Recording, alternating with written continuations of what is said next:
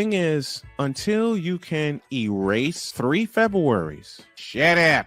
Bang! Quality over quantity. LeBron has beaten some of the best competition in NBA history. He's the GOAT emoji. I will not cuss. I will not cuss. I will not swear. I will not swear. Where sports is the base, life and fun are the results. This is the Brian Snow Show.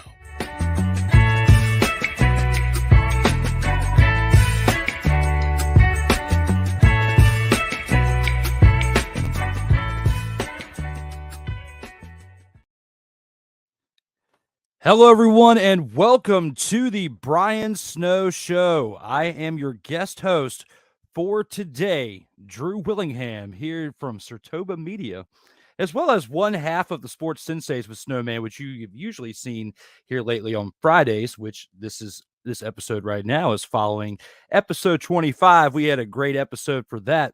And that's actually the last episode that you can see on Fridays now, as we are moving the show back to the original date of Tuesdays at 1:05 p.m. Eastern Time, starting this upcoming Tuesday, which I'll show you right here. Beginning next Tuesday, 1:05 p.m. Eastern Time, the Snowman and I are live once again, as he will be back from vacation next week. I'm excited to be here for the first time on the Brian Snow Show, and actually as a host today. So this will actually be an interesting venture, as we have got some great topics to discuss on this show. Things from Trey Lance. I'll show you the topics real quick.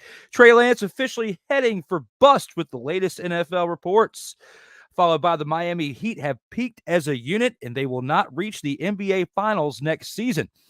Then a little bit of WWE action out there for you wrestling fans. Will Roman Reigns remain WWE Undisputed Universal Champion through WrestleMania 40?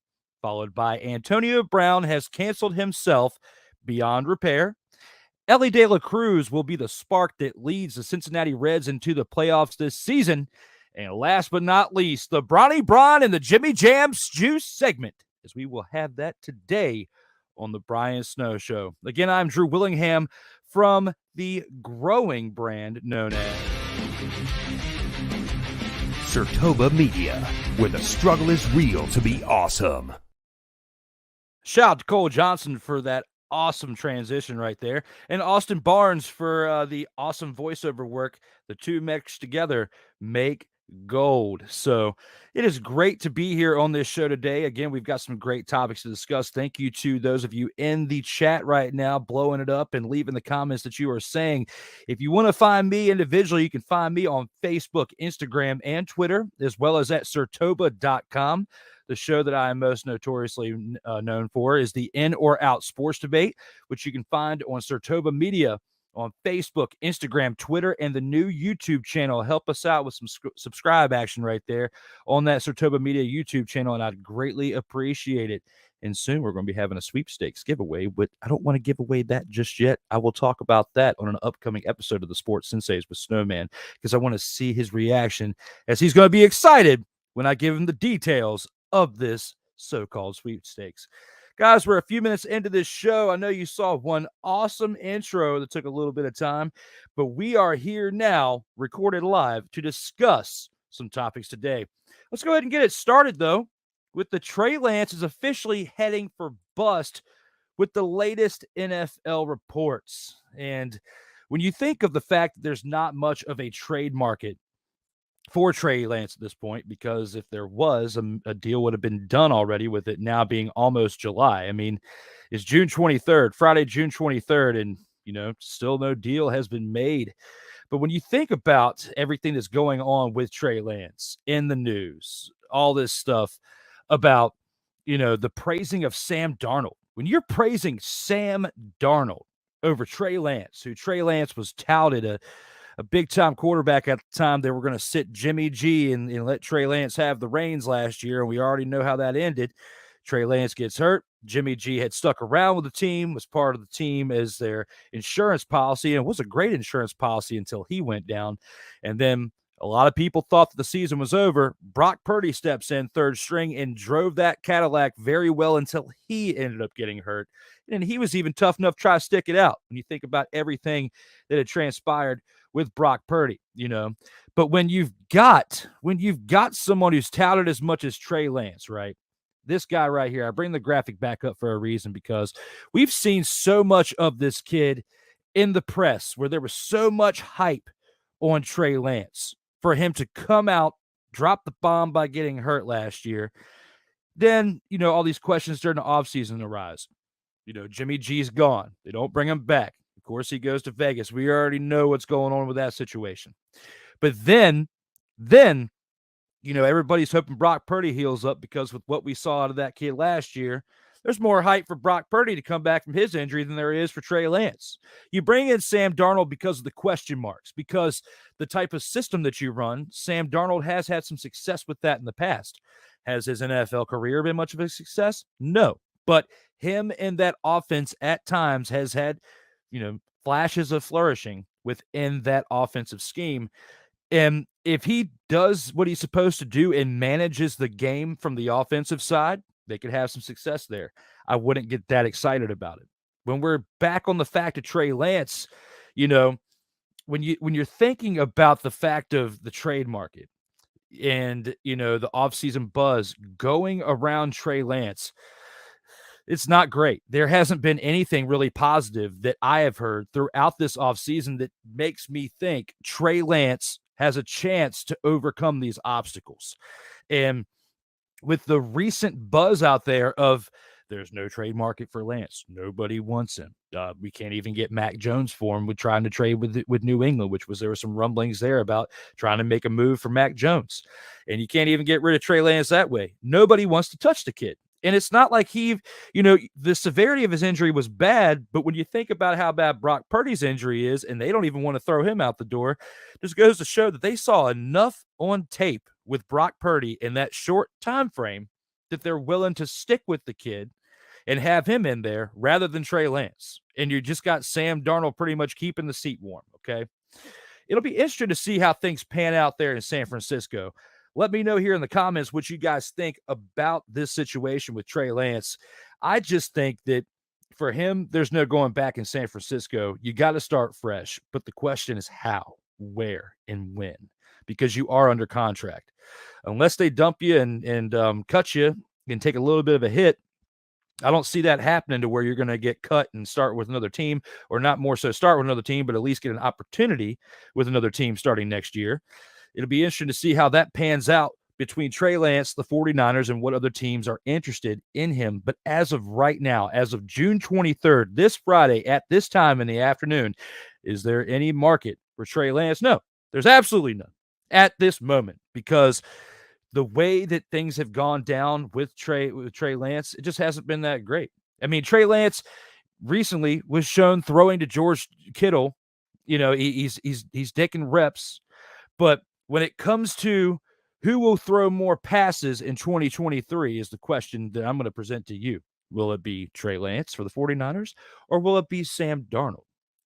And if I were to answer the question before you guys put your answer here in the chat, just based on the reports and what we're seeing during the offseason, I think Sam Darnold's got a pretty good chance of getting that opportunity to throw more passes during the season than actual Trey Lance. I think Sam Darnold's going to get that opportunity, just based on everything else that I've said before. With they like his past history within the offensive scheme that they have when he's been at other places, mainly in college, because he hasn't had that much great opportunity to flourish while he's been in the NFL. Because when you think of his time with the Jets and you think about what happened with Carolina, it's just, I don't know, too many questions on up in the air for that one. But let me know what you guys think when it comes to Trey Lance is officially heading for bust with recent NFL reports. And, of course, fans are going to feel bad for Trey Lance. Of course, everybody thinking of the fact that Sam Darnold is ahead of the game more than Trey Lance is definitely something to feel bad for him for, because everybody already knows that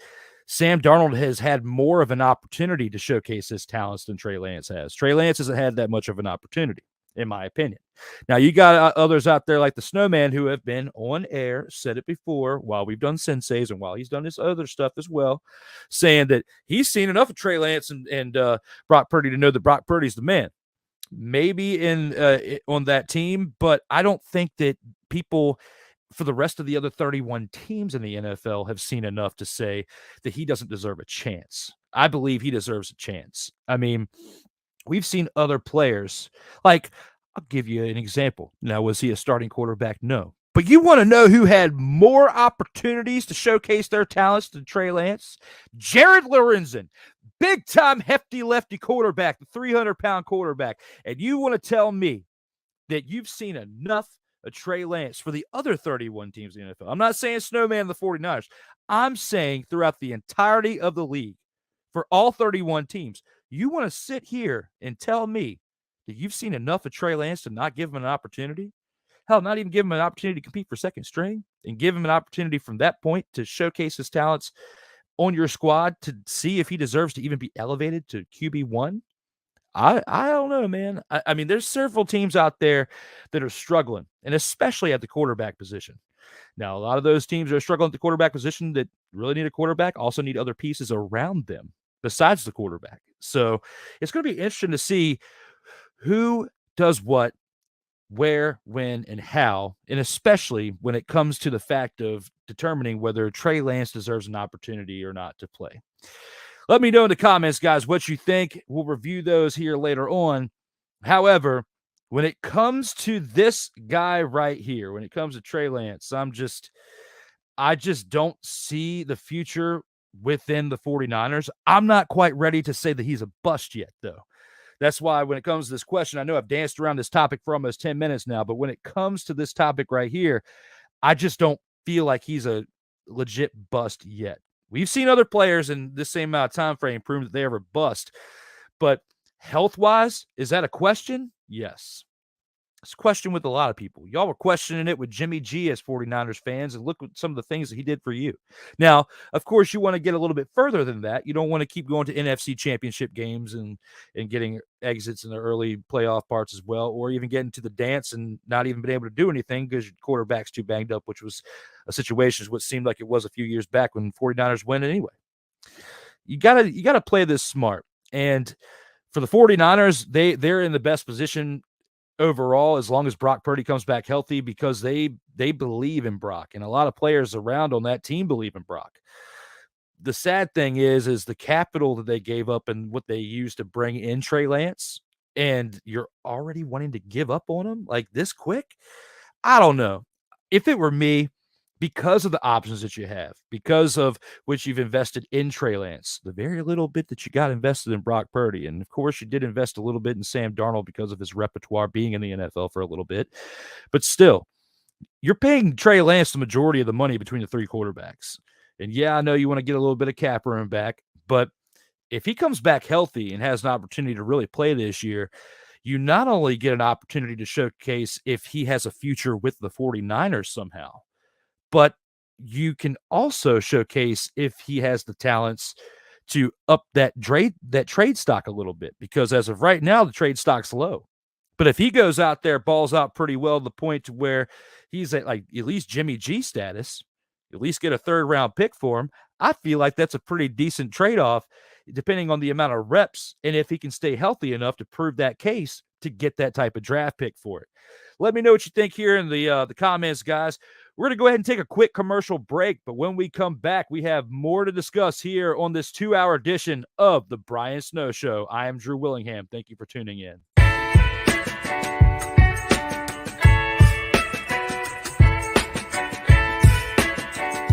The thing is, until you can erase 3 Februaries, shut up. Where sports is the base, life and fun are the results. This is The Brian Snow Show.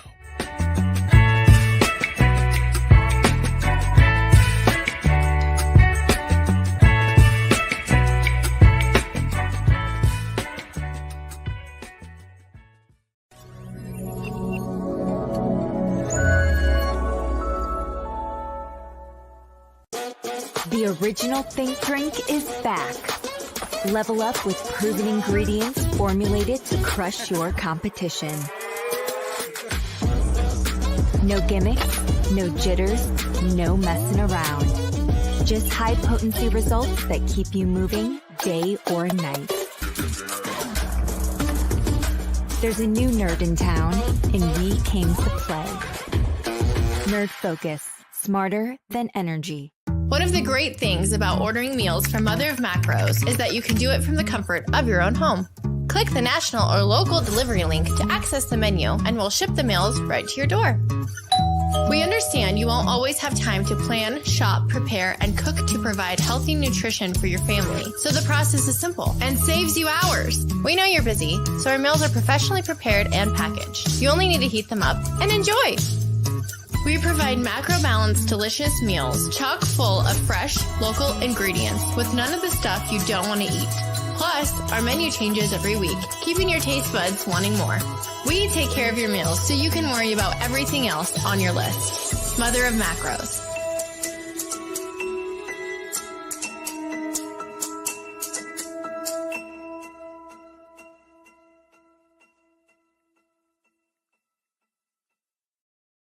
This planet has been great to me. It's given me gifts that I can't even explain. It's given me adventures and memories I'll never forget. And Battleborn, I think, has given me the opportunity to go beyond and give something back. How can I be a better custodian to this planet and the place I live? That's where I am with Battleborn. Let's make the planet a better place.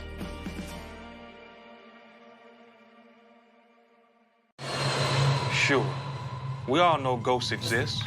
I'm getting a really dark energy. But if you trying to hunt them, there's one simple rule you gotta follow. What the hell was that? Guys, hurry up and get the hell out of there. No matter what happens, stay calm. Oh, Jesus! Oh, my God! Oh, hell no! Hey, Matt, what's up? Okay, that's a balloon. It looked like it was a demon. Wow. We be fly for nothing. We be fly for nothing. O-E-O, mucho. Run it. So where are we going? A haunted pinata shop. What? An old Korean brothel. Oh, Lord. A funeral home in Compton? Yeah. You don't like us, do you? It's business. I get fly for nothing. I roll with O-P-O. Official paranormal operations, baby. We got infrared cameras set up all over the place. Whatever's in there, we're gonna get to the bottom of it. Y'all down with it? What the is this? I have robot strapped to my abdomen. What the hell is going on? Are you with us right now? Gentlemen, you okay? Guys, we got action. I feel like something's in here. Don't nobody want you with us. Man, they got some going down in there. It could be a succubus. Suck you, huh? It's an energy that feeds upon you in a sexual way. Like, Not with the teeth like that? oh, yeah. We be fly for nothing. All right, investigation's over. This bitch is haunted as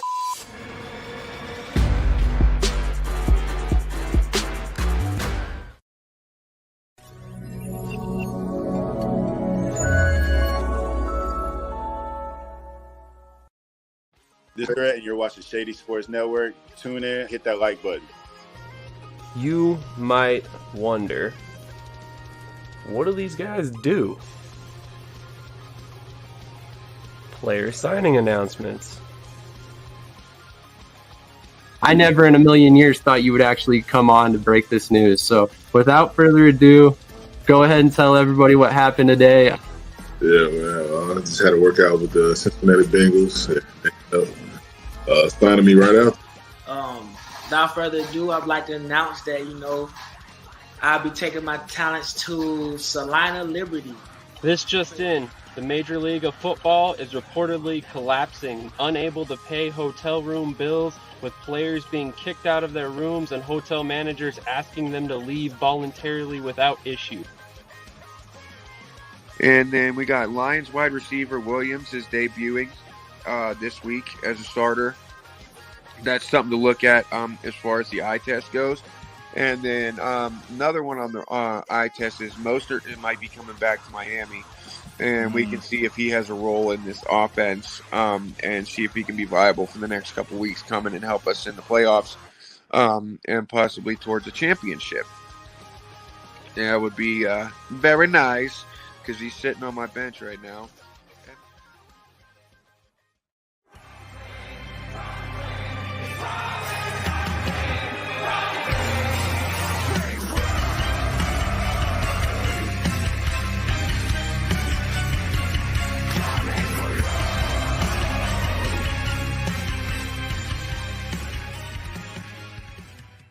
where sports is the base, life and fun are the results. This is the Brian Snow Show.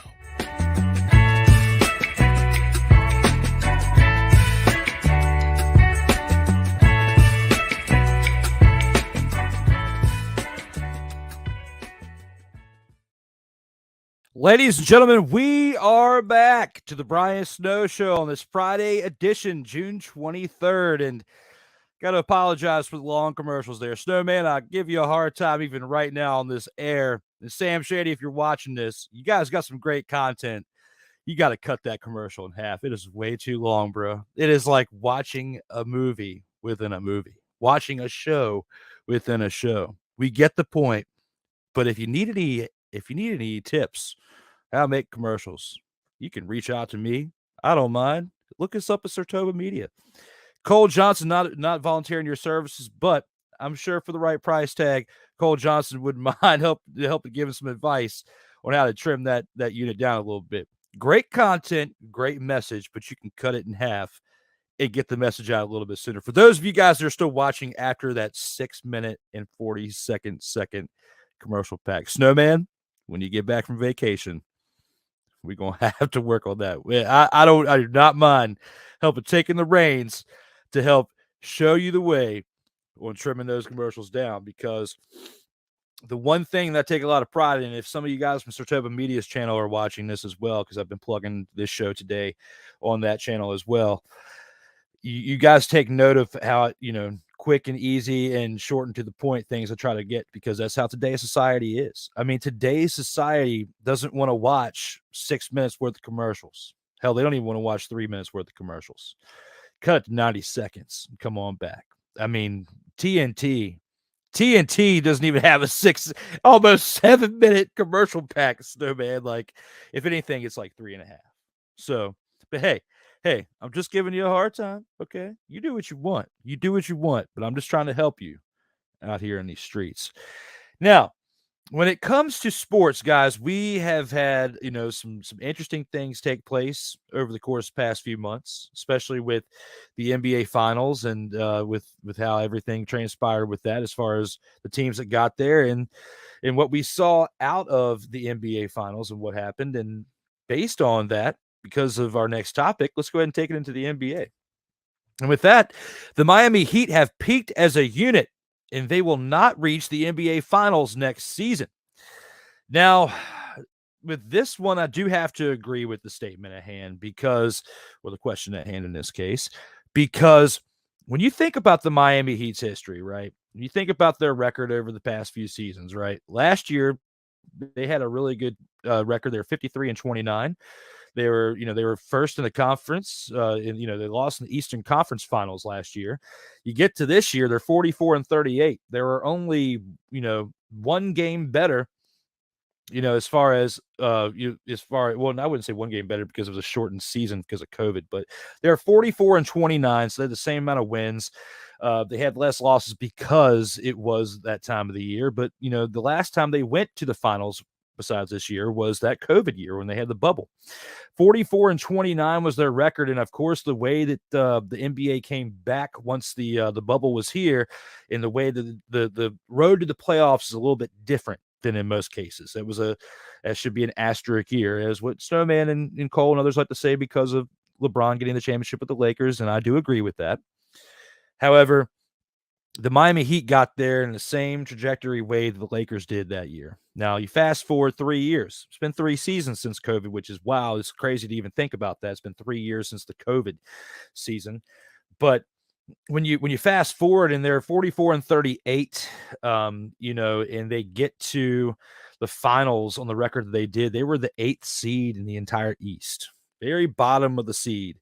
When you think of the NBA conference, you got in first the Milwaukee Bucks, you got the Boston Celtics in second, the Philadelphia 76ers in third, the Cleveland Cavaliers in fourth, of all teams. Then, of all teams, of course, another surprise one was the New York Knicks in fifth, 47-35 record. In sixth, the Brooklyn Nets, with the moves that they've made this year, still getting in there in the 6th spot. Atlanta Hawks in the 7th spot, and the Heat were the 8th. And the 8th seed got to the finals. Does speak volumes about the way that the teams played throughout the playoffs and how they got there. But at the same time, it leaves me to think, when you've got a bubble year and you had a little help based on bad play from other teams, you were up 3-0 in the conference finals against the Boston Celtics. And I repeat that again. You were up 3-0 on the second seeded of the Eastern Conference, Boston Celtics, up 3-0. And you lost 3 straight games. You deserve to lose the 4th straight game, because even though in game 6, you did make it interesting, it was only a 3-point game. Game 7 gets here. And, of course, at that point, it was either show up or shell out. And, that's pretty much what happened. And you did. And you won that game over the Celtics. And you barely got it over. But that was pretty much your celebration point of the playoffs, because once you got to the finals, except for that one game that you won to barely keep it from getting swept in game 3, I don't know, man. I just don't have high hopes for this Miami Heat team. And don't get it twisted. Like, I actually pull for the Miami Heat. Like, I'm a fan of that team. But at the same time, when I think of the style of play of that team, I mean, they've got some great players in that team, but I feel like their best chance to win, and especially with Jimmy Butler, was this season when I thought about it at the start of the season. Okay. Then we get to the playoffs, or the 8th seed. I'm thinking they're not even going to get to the NBA Finals. I was wrong. They got to the finals. When they got to the finals, said they probably won't get swept. They'll lose in either 5 or 6 games, and I was at least close with that prediction. I didn't think it was going to be as ugly as it was in certain points, because Denver was just dominant throughout this playoff run. They were well rested coming into this NBA Finals as well, and they proved it against the Miami Heat. But when I think about, they've had Jimmy Butler for 4 seasons now. You got Bam Adebayo on his team. If Tyler Herro had not gotten hurt in the playoffs, we might have had a different series throughout the NBA Finals. I mean, we at least got to take that into consideration. You brought in Kevin Love. Of course, he wasn't going to be the big-time player that he was a decade ago, but he's still a sizable person to have out there for, anywhere from 13 to 15 to 16 minutes throughout a game. Okay. Can put up some points, definitely help you out on the boards, maybe score anywhere from 2 to 5 points to help contribute a little bit, but he's just in there for reserve time to help keep your other guys fresh, but also gives you some size. You got Bam Adebayo, like I just said. Gabe Vincent, the guard, was definitely someone that showed up during this playoff run as well. Kyle Lowry has been a solid pickup since he came over from the Raptors. Averaging close to a double-double throughout the playoffs as well. Did great with what he contributed for this team in his run. Duncan Robinson, who's still been with the team for a while, is still out there contributing as well. And when you think about Tyler Herro and his presence that's been on his team since he came on up to this team, I mean, he's been pretty impactful in certain moments throughout the playoffs as well. Had he not gotten hurt, I feel like we would have had a different situation here. Jimmy Butler, and with his past, with the 2 teams he was at before with Chicago and Minnesota, and you think about, how he left them because they weren't elevating themselves as a team to get to the finals and win a championship. He's had 2 opportunities now, 2 opportunities to win a championship being in the finals, and it has come short both times. I feel like this time probably hurt him the most as opposed to the last time. At least last time, there could be some excuses of the bubble, LeBron, referees in favor of LeBron calling certain things throughout certain games. I get it. I'm with you on that. Okay. This time, the way that you battled throughout the playoffs, even up to the Eastern Conference Finals, it wasn't pretty how you got through there, but you still got through it. You still even got to the dance in the Eastern Conference Finals. Then you were up 3-0. When you're up 3-0 at that point, people are sitting back thinking, whoa, this 8-seeded team is going to give whoever they go into the NBA Finals a run for their money. Didn't happen, because then the win was taken out of their sails by losing the 3 straight games, and they had to give everything they had to come through with that victory in Game 7. Now, when their win was taken out of their sails then, of course, by the time we got to Game 1 of the NBA Finals, the Denver Nuggets have been rested up for a little bit because they entered their series a little bit earlier than, the Heat did with the Celtics. They get there, they're well rested. Boom, Game 1. Boom, Game 2. Game 3 was the fight, and they of course they got that win. But the first 2 games, they were dominated. They were absolutely smacked around because of the fact that they were facing a better team for one that was well rested and was 100% locked in on this game, on this series, on getting the first championship in history of the Denver Nuggets. In 46 years, 46 long years, it took from the birth of the Denver Nuggets into that 47th to get an actual NBA championship. It took that long for the Denver Nuggets. And I tell you, it was great to see the Denver Nuggets with everything they've gone through in the past. All the hype that they had back when Carmelo Anthony was there, and they bring in AI, Allen Iverson, and they make other moves, and they just couldn't quite get it done. George Karl, all the head coach, all the hype they had back in the day, and they just couldn't quite get it done. And now we see it actually coming to fruition for this team, and I think it's awesome that they did that. Their coach now has got some great energy. Let that man keep winning. I love watching him celebrate. Okay, let him keep winning. Let that man keep doing what he's doing. I will not be upset. And even though I do pull for the Heat right now, like I'm just saying, like I kind of like the way Denver celebrated. I don't think that Miami would have celebrated that way. Or maybe they will now that they've seen what this coach did. Maybe it'll motivate some other coaches to have a great time with their team, because it's all about camaraderie. It's all about chemistry, right? So if you're out there throwing down with the team celebrating a big win, especially the biggest win of them all, an NBA championship, and you're throwing down, slinging back the cold ones, selfies with the fans, throwing beer to the fans, all sorts of stuff, that right there is an entertaining coach. And that's the type of guy I would not mind hanging out with, because, of course, the entertainer right here has had some entertainment experience back in the day. And at some point when I'm 100%, I might be able to turn back the clock a little bit.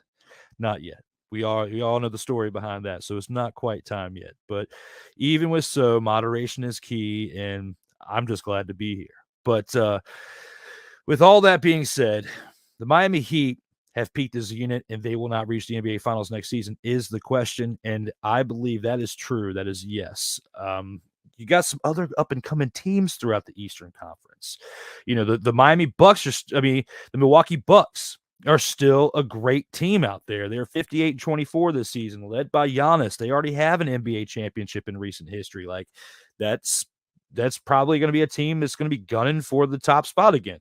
You got the Boston Celtics, who have not been quiet over the past few years as well, who, with Jason Tatum and what they've been building there in Boston. I mean, of course, they lost their head coach with some dumb stuff that happened not too long ago. We won't go too far into that. But, when you think about the overall talent on that team, what they've accomplished as a unit, sky's the limit for that team too. So the top two teams in the league, I got hope for. Philadelphia 76ers, we already know the joke of the 76ers, what they've been. Sorry, Tyrone Montgomery Jr. of the Legacy Maker Sports Network. But, hey, we already know the downfalls of what we've experienced with watching the 76ers throughout the course of time.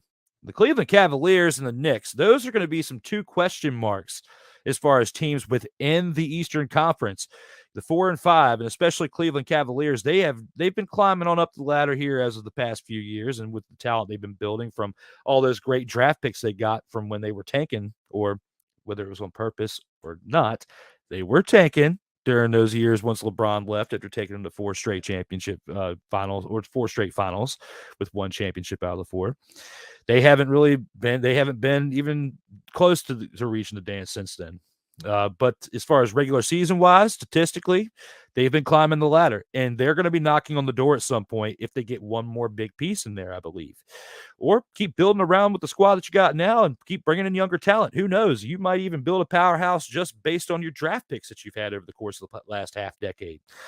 But, between them and the Knicks, who were a surprise team to me, that top 5, or at least 4 out of the 5, I'm not going to give the 76ers but so much credit here, but one of those 4 in the top 5, I feel like is going to be in the NBA Finals next year. And I like the Bucks. And even though they did get thumped early this playoff run, everything happens for a reason. And I feel like the early exit this year is going to motivate that team into doing great things, not just next year, but in beyond. It's going to motivate them, that slap in the face of exiting a little too early, to come on back and make it happen. But guys, let me know what you think here in the comments. If you agree, do you think the Miami Heat have peaked as a unit and they will not reach the NBA Finals next season? Let me know here in the comments. We will check those out here momentarily. But for right now, we are at that point in the show where we have to take another commercial break, but it'll be a shorter one, I promise.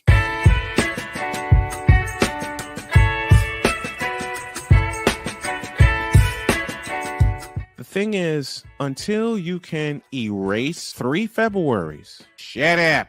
Where sports is the base, life and fun are the results. This is the Brian Snow Show.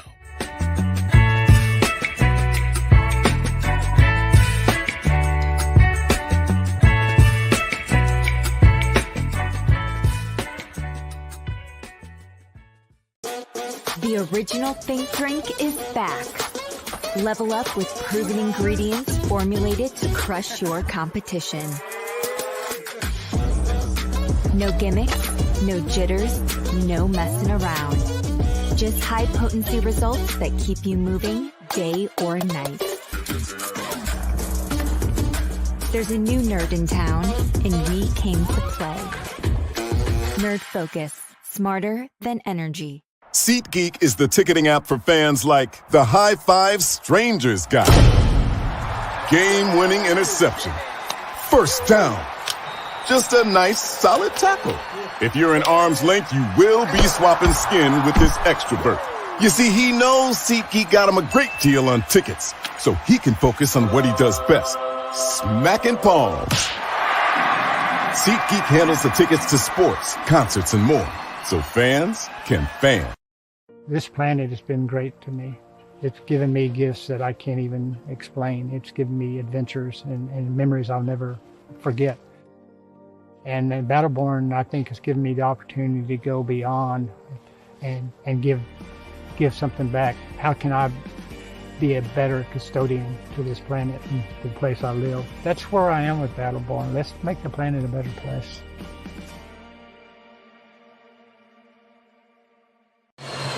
Sure. We all know ghosts exist. I'm getting a really dark energy. But if you trying to hunt them, there's one simple rule you gotta follow. What the hell was that? Guys, hurry up and get the hell out of there. No matter what happens, stay calm. Oh, Jesus! Oh, my God! Oh, hell no! Hey, Matt, what's up? Okay, that's a balloon. It looked like it was a demon. Wow. We be fly for nothing. We be fly for nothing. O-E-O, mucho. Run it. So where are we going? A haunted pinata shop. What? An old Korean brothel. Oh, Lord. A funeral home in Compton? Yeah. You don't like us, do you? It's business. I get fly for nothing. I roll with OPO. Official paranormal operations, baby. We got infrared cameras set up all over the place. Whatever's in there, we're gonna get to the bottom of it. Y'all down with it? What the is this? I have robot strapped to my abdomen. What the hell is going on? Are you with us right now? You okay? Guys, we got action. I feel like something's in here. Don't nobody want you with us. Man, they got some going down in there. It could be a succubus. Suck you, huh? It's an energy that feeds upon you in a sexual way. Like, Not with the teeth like that? oh, yeah. We be fly for nothing. All right, investigation's over. This bitch is haunted as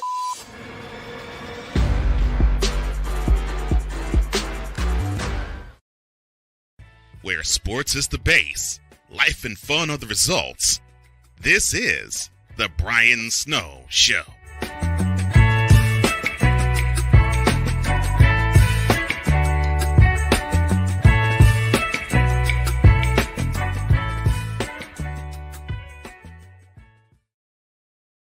Ladies and gentlemen, welcome back to the Brian Snow Show. We are now back after our second commercial break and kept it a little bit shorter for you this time than we had with the last one. So just trying to help you guys out here in these streets so you can get back to a little bit of entertainment here as we have covered 2 great topics so far. And to kind of shift gears from, we've got basketball and we talked some football. kind of want to go into some sports entertainment and discuss a little bit of WWE action. And that being, will Roman Reigns remain WWE Undisputed Champion through WrestleMania 40? And that's a question that a lot of people are starting to ask who are fans within the realm of wrestling. And for me, it's interesting one to ask, because as of right now, tonight on SmackDown tonight, it is Friday, on SmackDown's episode tonight, he will eclipse 1,027 days, which will be his current reign, which will tie Pedro Morales for 5th place on the longest reigns in history, which Pedro Morales held the championship in WWE from 1971 in February of that year till December of 1973. Your next longest reign is Hulk Hogan with 1,474 days in January of 1984 to February of 1988. Then your third place one, you have a Bob Backlund from February 1978 to December 1983 with 2,135 days. And the number one reign that we have as of right now is Bruno Sammartino with 2,803 days is the number one. He actually holds number 1 and 2, because I said Backlund was third place. Bruno Sammartino's number one reign was 2,803 days from May 1963 to January 1971. And his second was 1,237 days from December 1973 to April 1977. Now, the biggest differences between when Bruno Sammartino held it, the business at that point was literally one show a week. There wasn't much traveling at the time when he had his first reign, the one that was 2,803 days or whatnot. That one from May of 1963 to June of 1971, that was back in the days where you did it one day a week and you still had a full-time job where you were an attorney or electrician or whatever you were doing. Back then, you did it one night a week and it was televised, the one night a week, and you would film it or whatever, maybe do some multiple matches and do multiple things within one show to get maybe a couple shows out on TV a week. But they weren't wrestling every day. They weren't traveling. Nowadays, you have house shows. Even it's been big within the past 40, even 50 years. I mean, even towards the end of Bruno Sammartino's reign as champion, they were starting to pick it up a little bit. But once Vince McMahon took over in the 80s, that's when they really started doing territorial stuff. I mean, it wasn't just based in New York at that point, which was back in the day when Bruno was there. They were going all over the place, and even, out of the United States and defending it in Japan and all sorts of other stuff like Hulk Hogan did when he had the title. But, it's tougher nowadays to reach that. Do I think that he is going to reach 2,803 days? No. Will the creation of the world or the return of the World Heavyweight Championship for Raw actually bring it to where Roman Reigns can actually hold that title longer? Yes, because you can have Seth Rollins or whoever he drops the title to later on represent that World Heavyweight Championship as the working man's title, which is what's currently happening.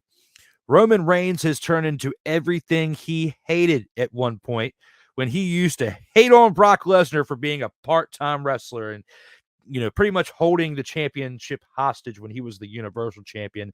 And Roman was trying to go after him for that.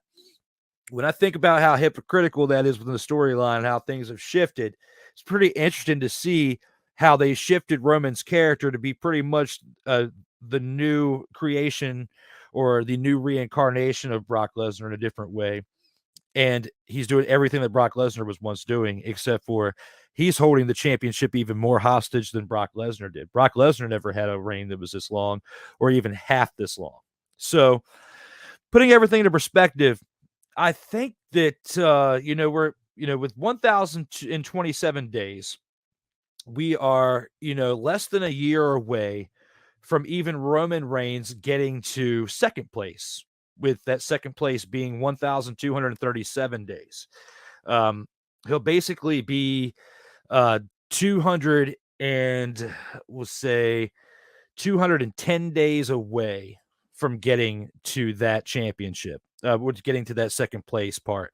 And within that 210 days could be up around WrestleMania season. Will be just before WrestleMania. So I can see Roman Reigns holding that championship to WrestleMania and then dropping it at WrestleMania, because then at that point he will have eclipsed so much time as the champion. He'll have more than 1,237 days. It might not be much more than that, but in today's era, unless you have a storyline that's been as great as the Bloodline story has been over the course of the past couple of years, you know, the first year in building Roman Reigns up was a slow build, but it was interesting. And then you had the Bloodline story and everything that came about that and what was going on with them and the Usos, and then bringing in Solo Sikoa was great because of what we have now going into Money in the Bank. You know, putting all that together, thinking of how everything has transpired within this storyline right here, I just think that this is going to happen up until WrestleMania 40 because of how big WrestleMania 40 is going to be. It'll be even bigger if you have a big name come in, hopefully a full-timer like Cody Rhodes or someone else that's as big at that point as it can possibly be. Take that title or set of titles off of him by that point, because we don't know how long he's going to walk around with all three of these championships, because the new championship was presented to him to be the Universal Championship, right? Everybody else that was donned new titles and them switching over the championships like they did for Asuka and Rhea Ripley to symbolize what they're a part of, and then, you know, and changing that stuff. I feel like at some point, because, you know, they basically had to give their titles up when they did that, Roman's going to have to give up his too, or they might not give him, or they might not make him give him up until he drops the championship. And at that point, whoever wins from Roman won't walk away with 3 titles. They'll walk away with 1. They might walk away that night with 3 championships, but as of right now, you know, there's 3. So it's interesting to see how that's going to pan out. But Roman Reigns going into WrestleMania 40 as Universal Champion is very doable, especially with the way the storylines come about, and with the Usos and everything, with the crumbling of the bloodline. The biggest thing to note is, even if the Usos leave, it won't stop Roman or the WWE from potentially bringing up other names within the NOYE family into the bloodline, because one person that I've interviewed on the Kayfabe Express show, Lance NOYE, who's a cousin of Roman Reigns and the Usos, has spent time in WWE before, could potentially come in and work an angle with them as well. You've got other ones that are part of the family as well. The family is so big, they could bring in virtually anybody to help with the numbers game and to help build the army for Roman. But it's going to be interesting to see how they go about that, because this thing with the Usos could last for quite some time. I don't see them having one matchup and it squashes this entire feud. It's going to go on for a little bit.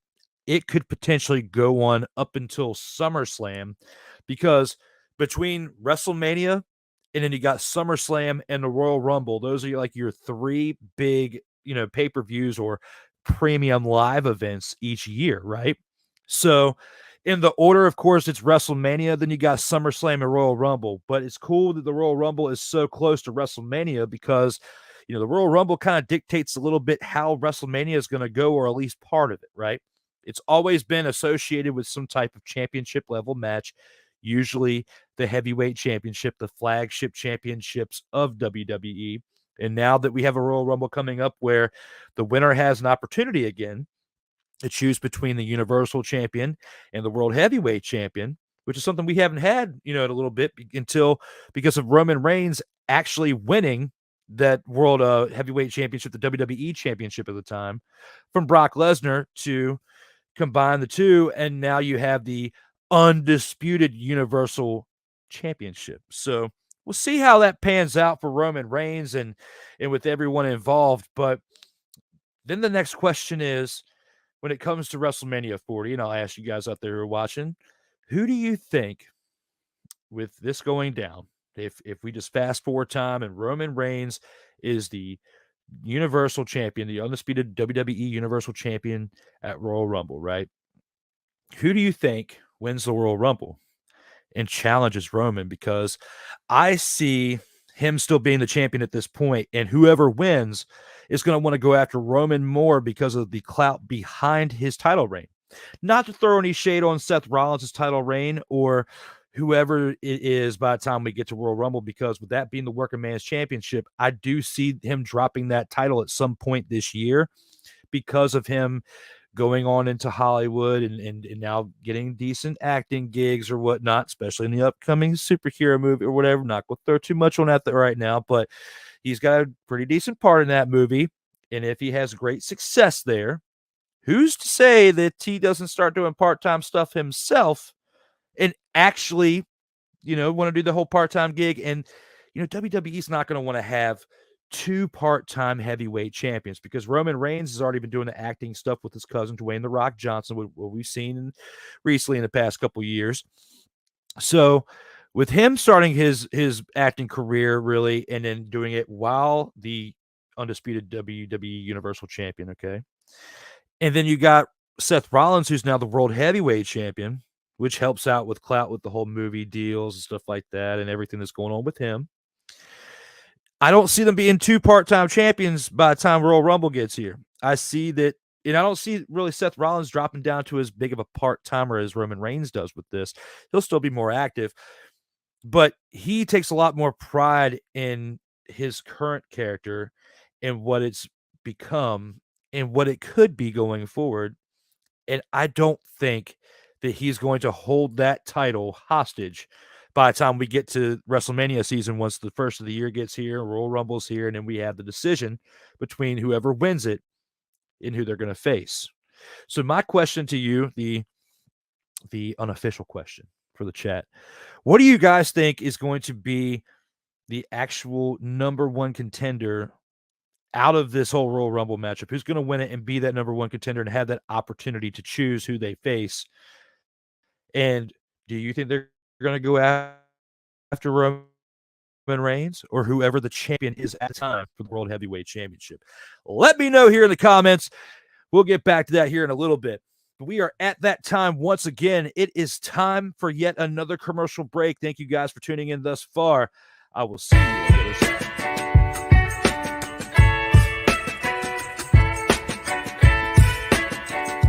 The thing is, until you can erase 3 Februaries, shut up. Where sports is the base, life and fun are the results. This is the Brian Snow Show.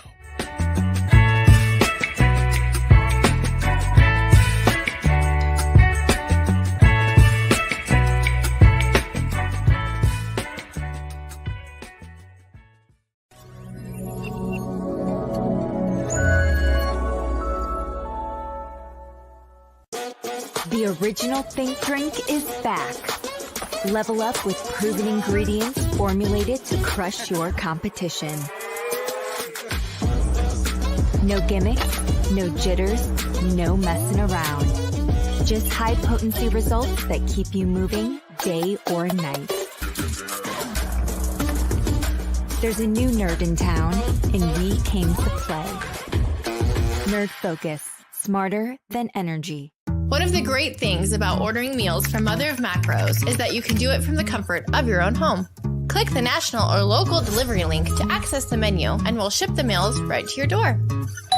We understand you won't always have time to plan, shop, prepare, and cook to provide healthy nutrition for your family, so the process is simple and saves you hours. We know you're busy, so our meals are professionally prepared and packaged. You only need to heat them up and enjoy.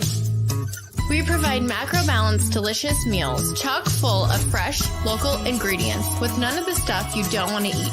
Plus, our menu changes every week, keeping your taste buds wanting more. We take care of your meals so you can worry about everything else on your list. Mother of Macros.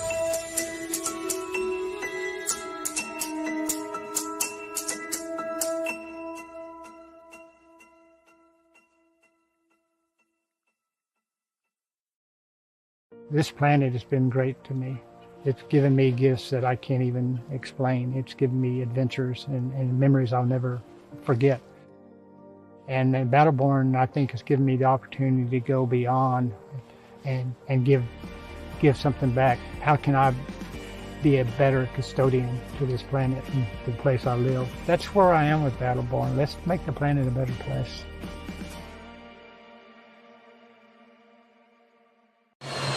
Sure. We all know ghosts exist. I'm getting a really dark energy. But if you trying to hunt them, there's one simple rule you gotta follow. What the hell was that? Guys, hurry up and get the hell out of there. No matter what happens, stay calm. Oh, Jesus! Oh, my God! Oh, hell no! Hey, Matt, what's up? Okay, that's a balloon. It looked like it was a demon.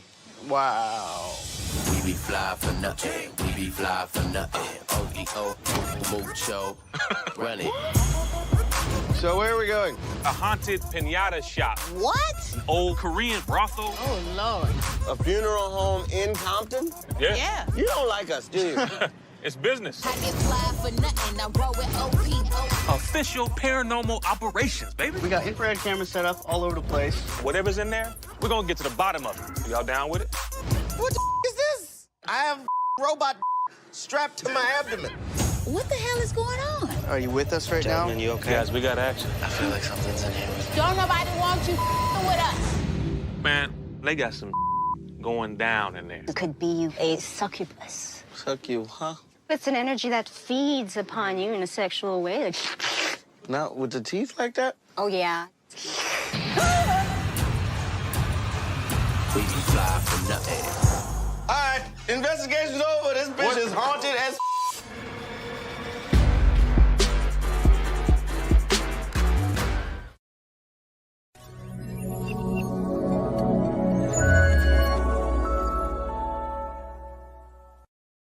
This is Brett, and you're watching Shady Sports Network. Tune in, hit that like button.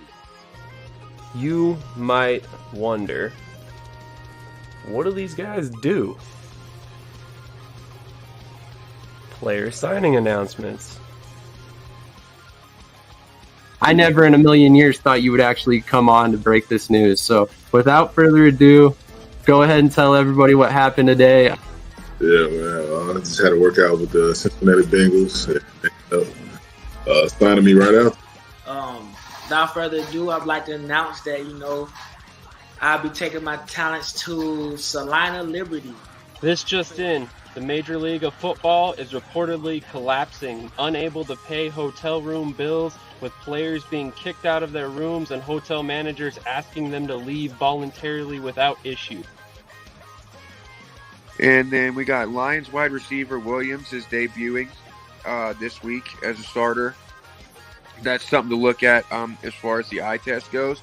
And then another one on the eye test is Mostert might be coming back to Miami. And we can see if he has a role in this offense and see if he can be viable for the next couple weeks coming and help us in the playoffs and possibly towards a championship. That would be very nice because he's sitting on my bench right now.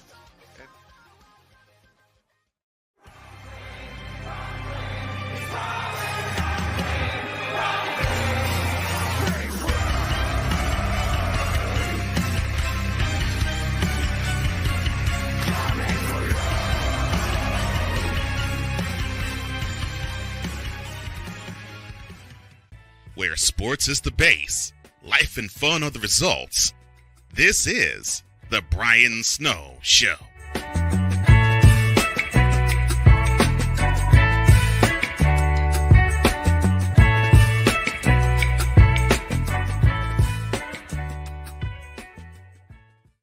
Ladies and gentlemen, welcome back to hour number 2 of the Brian Snow Show. We've had one great hour so far. Thank you for tuning in with me up to this point, as we have one more hour of great action left to go. And we've covered some football, we've covered some NBA, we've covered some WWE. Now I kind of want to go back to football, but in a different light. Okay, a little bit different of a light, and in this case, former NFL talent, former AFL owner, Arena Football League owner. Give it up for Antonio Brown. Do you think Antonio Brown has canceled himself beyond repair? With everything that's happened with old Antonio Brown, do you think he's canceled himself beyond repair? It appears as such. When you think about everything that's gone on with this man since he's left the NFL, he was with the Steelers. We saw what happened when he went to the Raiders. Saw what happened when he went to the Patriots after that one game. Comes to Tampa Bay, has a slight sliver of success and behave for the bubble season for 2020. And got that championship with Thomas Edward Patrick Brady II, okay? If it wasn't for Thomas Edward Patrick Brady II, Antonio Brown would not be a Super Bowl champion.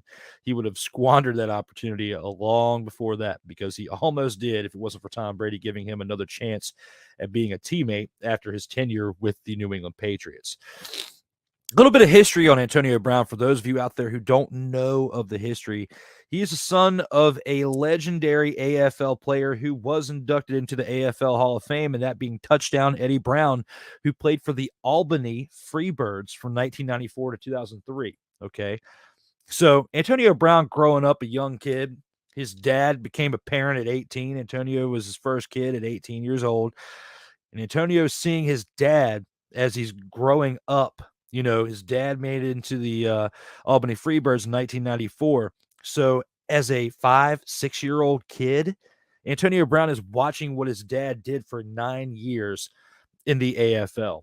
So spent a lot of his youth watching his dad, to where by the time that he is 14, 15, 16 years old, his dad's coming out of the league. It's time for AB to get ready for the high school ranks. And with Eddie and with what he did in his tenure as a professional, didn't make it to the NFL, but still AFL was still big time back then. You think of what Jay Gruden, who didn't have that much success in the NFL as a coach, but in the Arena League as a player and a coach, he was on top. He was the man in the AFL. I remember from back in the day when he played for the Florida Predators. Okay. Kyle Nash, if you're watching this show, you could definitely back me up on that as well, because you had great seats to see Jay Gruden do that. And when he would come to Richmond, because we had Richmond teams that were part of the AFL for a little bit, we got to see a little bit of that action as well here in Virginia. But, Antonio Brown grew up with his dad being the AFL legend, touchdown Eddie Brown, AFL Hall of Famer. And then, he makes to the NFL even further than his dad did.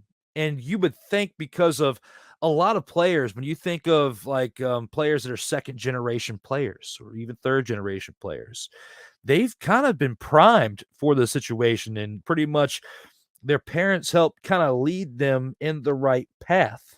Now, when you look at the beginning of Antonio Brown's career, there wasn't really much hiccups out of him, right? He didn't really make much noise off the field. There were some shots, though, that he took to the dome, okay? Some pretty notable shots that he took. And CTE is definitely a real thing. And a lot of times we don't know about the severities of it until after one's passed away, because you can't really look that deep into the brain until they are gone.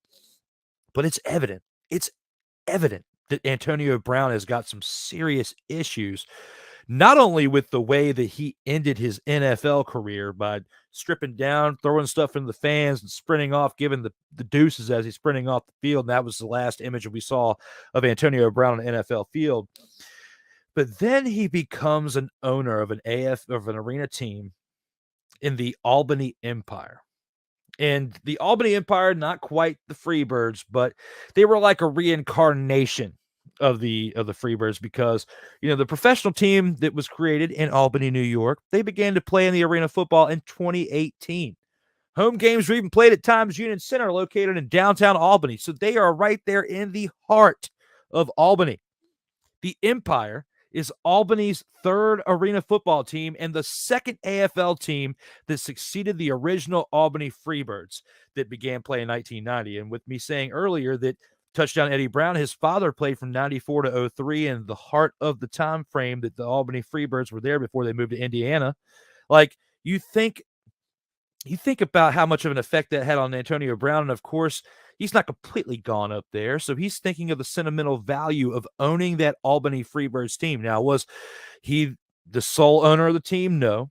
But by the time that they had disbanded here recently, he was a majority owner. He had bought several owners out to where they, because so many people were seeing the writing on the wall at that point. They were seeing how he was running the team to the ground. When you are so upset, I'm trying to think of the right word to say because we are on the air. When you have a man that is so petty, we'll say that, so petty with his business tactics that he's upset with the players, that he locks them out of their hotel rooms, which is what he did. He had given a list. And even if I had that list right now, I'd love to show it to you, because even on the list they had made public from the hotel, they had put the coach's name, the head coach, and even put in parentheses, head coach. And you've got star players, quarterback, running back, wide receivers, star players on this team that are being locked out of their rooms, and they had to haggle with the management, the hotel management, just to get let into the rooms, just to get their stuff back. Because the stuff, like their keys to the rooms were turned off. Like they had checked in. And after they checked in, Antonio Brown's petty self goes and turns the locks off to where they can't go in there and get their luggage, right? So that was just step one. Then you think of everything else that had transpired with Antonio Brown's actions throughout that, because he had failed to pay a number of employees on his team up until the point that they were kicked out. He had failed to pay the required fee or the fines after several public comments that he had made, and with the major quotes that I'm going to read here off an article that was put up recently. I'm just going to read what these quotes say.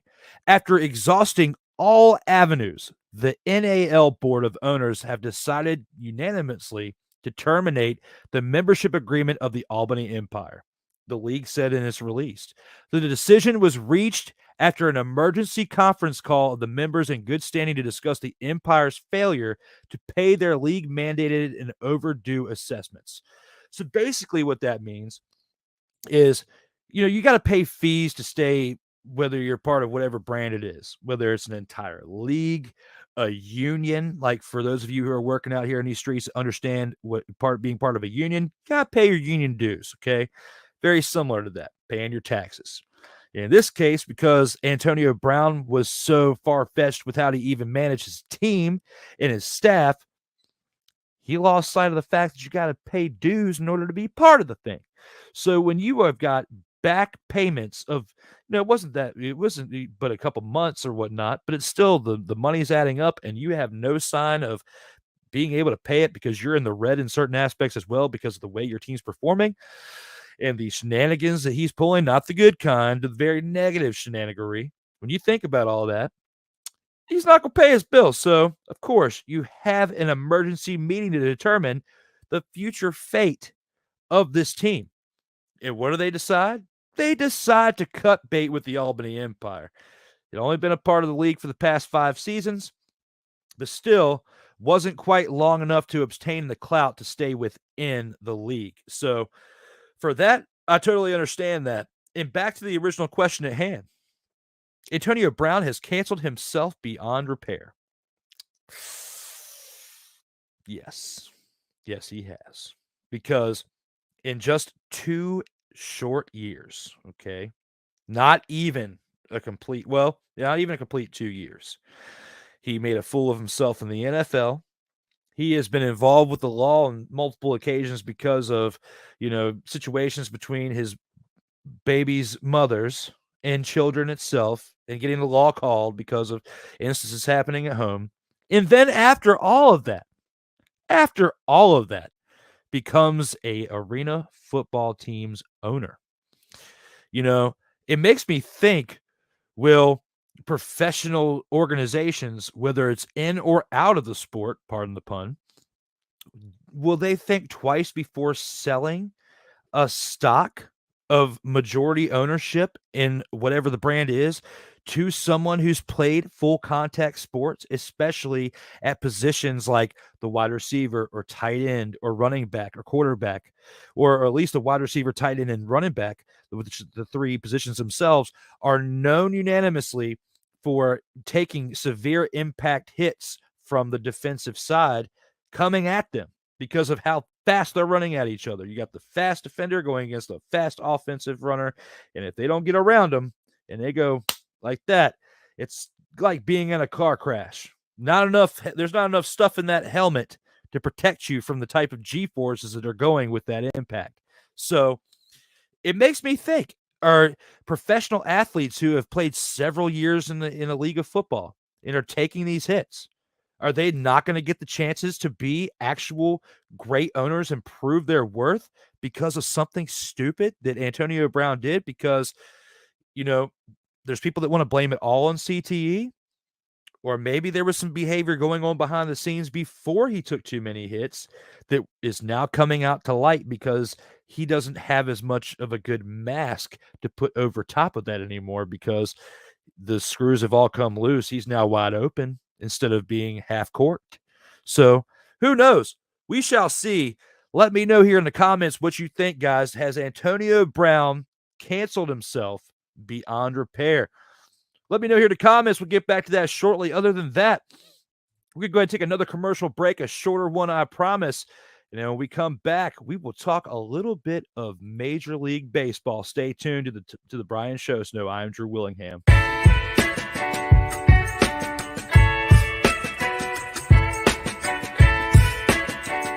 The thing is, until you can erase 3 Februaries, shut up. Where sports is the base, life and fun are the results.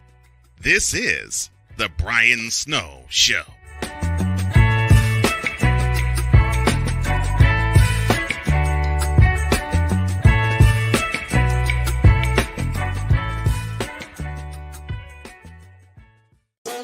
The original Think Drink is back. Level up with proven ingredients formulated to crush your competition. No gimmicks, no jitters, no messing around. Just high-potency results that keep you moving day or night. There's a new nerd in town, and we came to play. Nerd Focus, smarter than energy. SeatGeek is the ticketing app for fans like the High Five Strangers guy. Game-winning interception. First down. Just a nice, solid tackle. If you're in arm's length, you will be swapping skin with this extrovert. You see, he knows SeatGeek got him a great deal on tickets, so he can focus on what he does best, smacking palms. SeatGeek handles the tickets to sports, concerts, and more, so fans can fan. This planet has been great to me. It's given me gifts that I can't even explain. It's given me adventures and memories I'll never forget. And Battleborn, I think, has given me the opportunity to go beyond and give something back. How can I be a better custodian to this planet and the place I live? That's where I am with Battleborn. Let's make the planet a better place.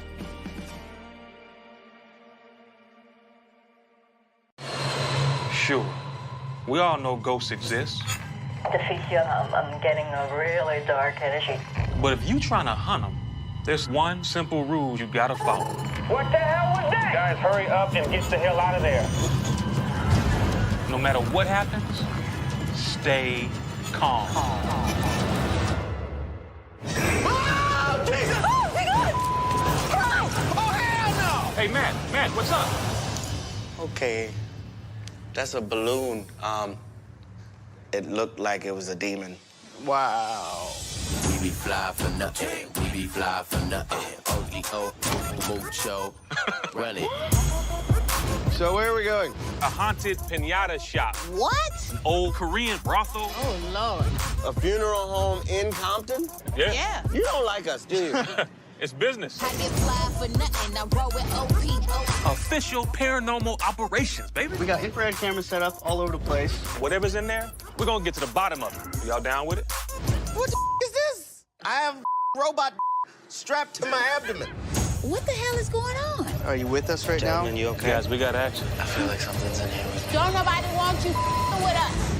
Man, they got some going down in there. It could be a succubus. Succubus, huh? It's an energy that feeds upon you in a sexual way. Not with the teeth like that? Oh, yeah. We be investigation's over. This bitch is haunted as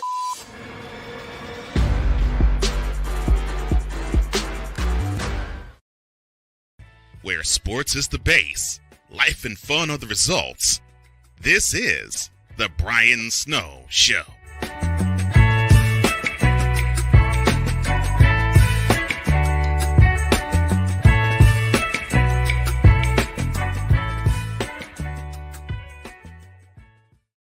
Ladies and gentlemen, welcome back to the Brian Snow Show. I am your guest host for today.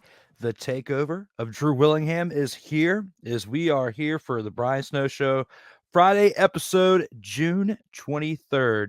We've gone through 4 great topics so far. Got a little bit of Major League Baseball before the real fire topic at the end.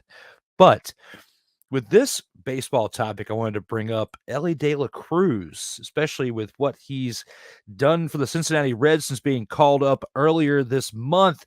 And Elly De La Cruz will be the spark that leads the Cincinnati Reds into the playoffs this season. When it comes to this statement right here, I think I have to agree with it. I have to say that I agree with it because this team has done great, especially through Wednesday. Okay, I don't even really want to talk about what happened yesterday against my Braves, but going through Wednesday, there were an 11-game winning streak. Okay, and with what they've done since this kid got called up on June 7th, at this point, they're like 11-2. Okay, because he was called up on June 7th and had and in his first game had a home run. Okay, so wait, I take that back. They're 12-2 since he's got called up. They won their first one with him in the lineup. They lost 6-0 to the Dodgers the next day, and then from that point they lost 7-4 to the Cardinals, then won 11 straight from that point. So, with that being said, Elly De La Cruz in this spark, they're now over 500, which they were not over 500 before. This team has got a great record of 40-35 at this point. Okay, when you take away 12-2 from what they were 28-33 when this kid joined the team on June 7th. Now they're 40-35. Okay, at the point that I'm reading this, because at this point in the show, if you haven't seen it at the bottom, this is recorded live on Thursday, the day before, because I'm at work right now. But I told Snowman that I would have a show out for him on this Friday, because when we planned this actual show weeks and weeks back, I was actually working a different schedule at that point, and I just switched to my permanent shift, which is now Wednesday through Saturday, 2 to midnight. So that's why I'm recording this the day before, and we are talking about stats through Wednesday and not Thursday the day before. So, but hey, don't let it deter you otherwise. I'm still going to keep up with you in the comments, but as you're actually commenting them, because I'm going to be reviewing this show as it goes and people in the comments, and then we'll talk about it in the chat right now as this show is airing live. However, let's get back to what we were talking about. Elly De La Cruz will be the spark that leads to the Cincinnati Reds into the playoffs this season. When you think about the impact this kid has made already, I just said they were 28-33 before he joined the team. Now they're 40-30, mother, father, and 5. Again, 40-35. When I think about that type of impact and what this team can do with this kid in the lineup and the type of, I wouldn't say leadership. I wouldn't say leadership at all, but I mean, it's a little bit too soon for that, but for his age, this kid, and I say kid, because he's only 21 years old, come from the Dominican Republic. He does only have 2 home runs so far in his short career, but he's batting .308 as a rookie.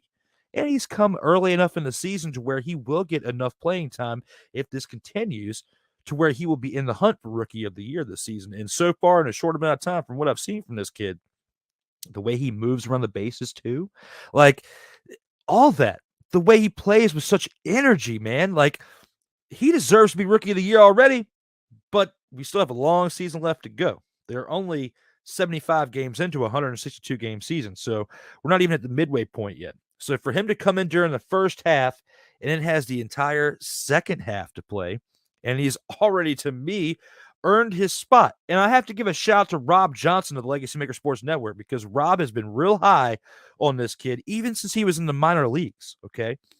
There's a lot of talk about when they were bringing him up, and of course he was watching real hard at that point. But Rob wasn't lying. Rob was on point with how this kid can play, and especially with the impact that he's made, and had his first major league home run right at the beginning of his career when he first started. It didn't take several at-bats or several games, several weeks, several months for him to get it. He gets it right away. So shout out to Elly De La Cruz for putting in the work, for showing up, playing the game real hard, and doing great things out here to prove it to these younger guys that are 20, 21 years old can actually play in the game of baseball. You know, De La Cruz, and the interesting thing with him is he wasn't drafted. He signed with the Reds as an international free agent 5 years ago in 2018. Okay. And he made his professional debut in the Dominican Summer League with the Summer League Reds in 2019. So he was still hanging around in there. He didn't even play in 2020 because of the cancellation of the minor leagues due to the COVID-19 pandemic, okay? So he lost a year there, okay? Then comes back in 2021 and 2022 and does some great things in single A and double A. Then gets called up to triple A for this season, and then starts blowing them away because in 38 games in triple A with the Louisville Bats, he was batting .298, slugging for .398, and had 12 home runs with 36 RBIs and 11 stolen bases, to the point to where he was called up on June 6th and was promoted to the major leagues that day following the injury to Nick Senzi. And then that next day, he made his debut and got his first major league home run, which was a 458-foot blast off of Noah Syndergaard of the Los Angeles Dodgers. And when you think about Noah Syndergaard and the prestigious career that guy's had so far, this just means that there's something special about this Elly De La Cruz kid. He's a shortstop, a third baseman, plays on the left side of the field, and can field the ball great as well.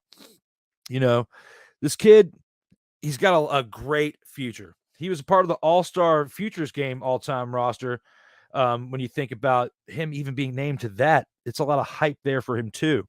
So we're still very early into his career, but will he be the spark that leads the Cincinnati Reds into the playoffs this season? I think so, because again, 11-game winning streak. 11-game winning streak after going 1-2 in your first 3 games. You guys got an 11-game winning streak, and you're 12-2. Going into the weekend, going into this Thursday matchup or whatnot, the day before today, that I already let the cat out of the bag, this pre-recorded. But hey, let me know in the comments. I'll let you know in the comments, because I'll probably be listening in and chiming in with you guys in the comments as this is going, just to keep the interaction up. But let me know what you think. Do you think that Elly De La Cruz will be the spark that leads the Cincinnati Reds into the playoffs this season? Let me know. We'll get back to this statement at hand very soon here in the comments. But guys, so far we have gone through some great topics within this show. We've got one more at hand that I don't really want to release off yet, because we still have 35 minutes of this show left. So for right now, in this current time, I want to go over something with you, and that is the very next segment. I'm going to go ahead and let it out the bag so we can take some open-ended stuff for the last part of the show. And for this topic at hand right here, Bronny-Bron and the Jimmy-Jam Juice. And some of you are probably like, what in the father is going on here? What is Bronny-Bron and the Jimmy-Jam Juice? Well, I'll tell you. Bronny-Bron and the Jimmy-Jam Juice is what you bronsexuals out there will be drinking when you get so high on the fact that you think that LeBron James is yoking, and you are so hell-bent that he is the greatest of all time. I'm with Cole and I'm with Snowman on the fact if you guys are bronsexuals and you drink too much of the Bronny-Bron and Jimmy-Jam Juice. LeBron James has had a storied career and has been involved in the league for 20 years. And you can say whatever you want about Michael Jordan not playing 20 full seasons, but the man made more of an impact in less of a time and would have more numbers had he did play longer. But Jordan had other aspects outside the game of basketball that he was interested in. Did baseball for a couple seasons, came back, then left, went to the business world for a little bit of time, then came back in 01 because of what the Wizards had strong-armed him into coming back for as part of his ownership deal, and played 2 years there. And he wouldn't have even played those 2 years had it not been for that ownership deal and what he was trying to do with getting into the ownership aspect of the game, okay? LeBron comes in. LeBron comes in during more of the transition era into less physical basketball, into what we now know is more of a more pacified, and I'll say it this way, pacified way of basketball from his time when he entered in 2003 to now. I've had this discussion with Kyle Nash of the three-point conversion student of the game and discussed this recently on the In or Out Sports Debate episode 91, ding, which you could find earlier in the week that we went live on Tuesday on SIRTOBA Media. You can check that out on this graphic right here. You can go to sirtoba.com, Facebook, Instagram, Twitter, or YouTube to check out that episode of this right here. All right, back to what we were saying. Kyle Nash and I were talking about that. He thinks that the transition of the big man, okay, and what Shaq did as the big man in slowing certain parts of the game down and being a little bit too physical was what made things more pacified to the point of what we had with the way rules changed, and they benefited people like Kobe and LeBron and other stars because it was less physical of a game. Honestly, I don't care what the reasoning is. The point is LeBron still played in more of a pacified era of basketball. Had LeBron played during the era of the other greats like Jordan did, if he played in the same era, he would not be the all-time leading scorer. He would not have as much success as what he has now. Maybe he would have a championship or two, but everybody still seems to forget about how he got the first two by joining up with a super team and winning 2 with the Miami Heat. Okay. Then he does go back home, but they had already had some great draft picks while he was gone because they weren't that great of a team. Had Kyrie Irving, moved Andrew Wiggins to get Kevin Love, and they built another super team where they went to 4 straight NBA finals and only won 1. Okay. So you went to 4 straight with the Miami Heat. You won 2. Then you went to 4 straight with the Heat, with the Cavaliers, and you win 1.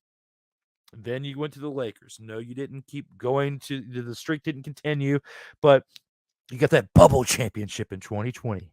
Asterisk, bubble championship in 2020. Asterisk, I say it again. Why? Because of the way the format was broken down. It seemed like almost every single team in the NBA at that point was tournament style, and they all had a chance to win the damn NBA championship that year. So when you put it all in perspective, I still don't count that championship as it. Got to give LeBron his 3 real ones that he has. That 4th one doesn't count. You still need 3 more to even come close to the conversation of Jordan. And at this point in your career, you'll be lucky to get 1 more. Okay. And at that point, you're still at 4. Because even though people say 4 now, the asterisk is still there, in my opinion. And you only got 3. And you still had to build super teams to get those other 3. That's why I say that you are drinking your Bronny-Bron and the Jimmy-Jam Juice. We haven't even gotten to the guy on the left yet. The spawn of LeBron Ramon James the first. And that is LeBron Ramon James the second, a.k.a. Bronny. Bronny, you suck. You suck, Bronny. I don't think that you were going to make the NBA. You may make it to the NBA, but the hype will not be as much as it was for what your decision was going to be to choose what college you're going to go to this year. They're going to see you in college next year. And unless an absolute flip of the switch and a 180 and how you conduct yourself on the court happens, because when I look at this picture right here, your face in this picture, it doesn't tell me that you are the next of the up-and-coming Yo King, the spawn of Yo King, from what people want to say, Yo King. I love that phrase so much from what Cole Johnson says, but your statement of Yo King will absolutely go down the tubes when you see the play of what his kid on the left is going to do. Maybe Bryce will be something special, because I do believe the hype with that one, with that kid. I do believe the hype with him. You did great with that kid, LeBron, but your namesake is not going to get it done. in the NBA. And even if he does, I think he'll be more comparable to LiAngelo Ball than even LaMelo Ball. Okay? And they didn't even come from a famous father. Of course, they made their fame as Lonzo was growing through the ranks and getting into the NBA and the big baller brand and all that stuff.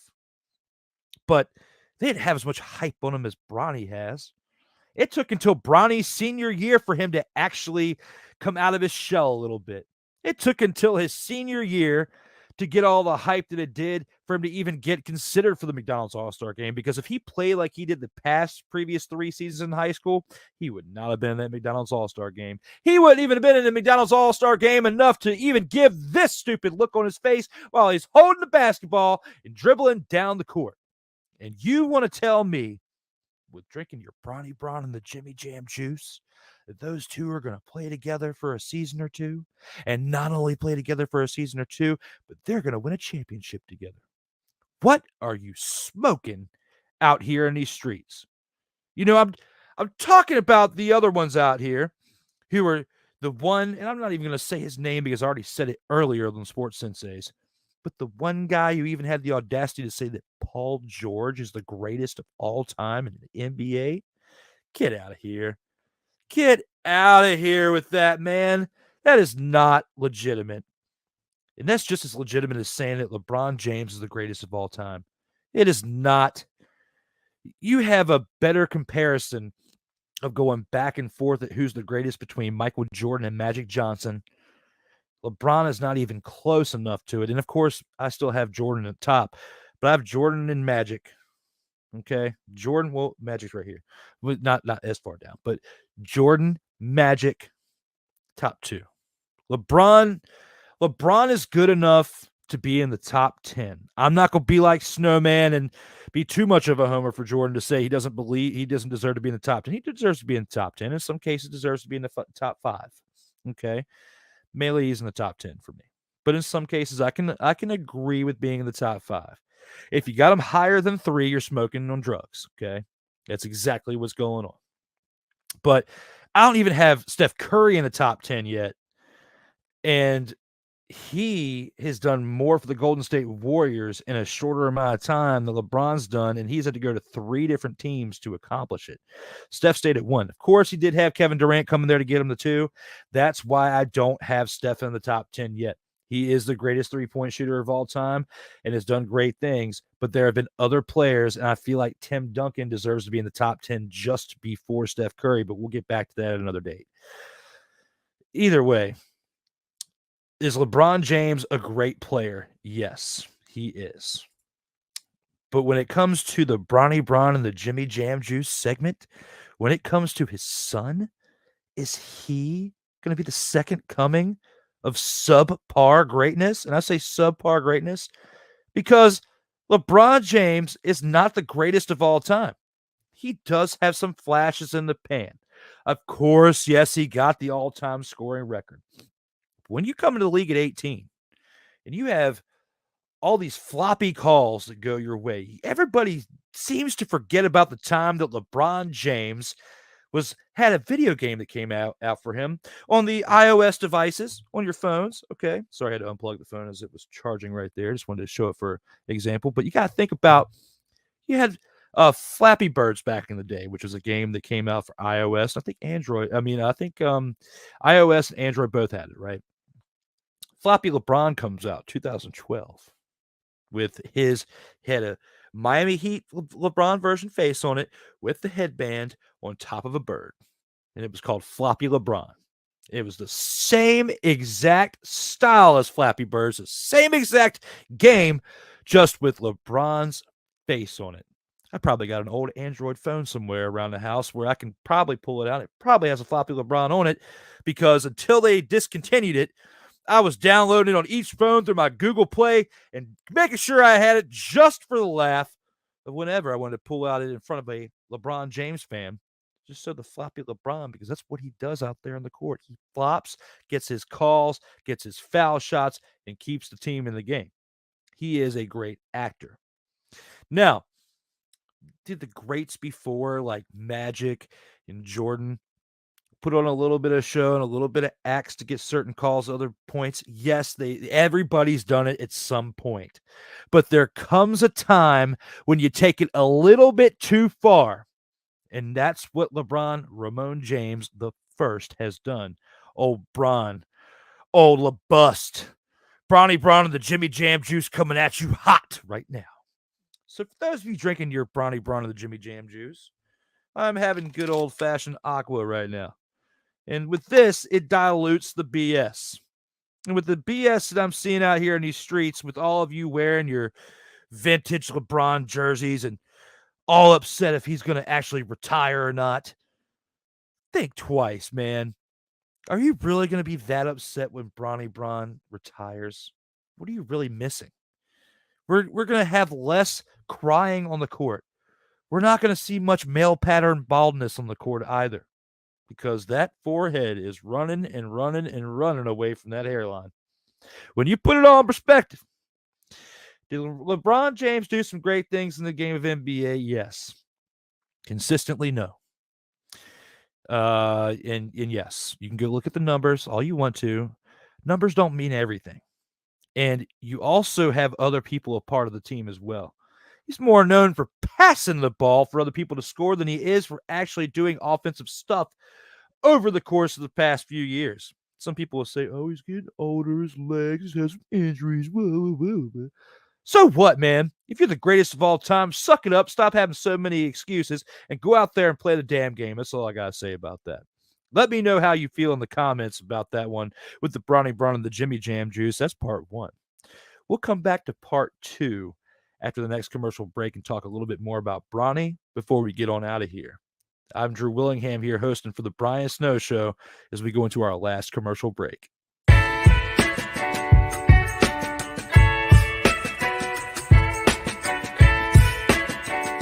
The thing is, until you can erase 3 Februaries, shut up. Where sports is the base, life and fun are the results. This is the Brian Snow Show.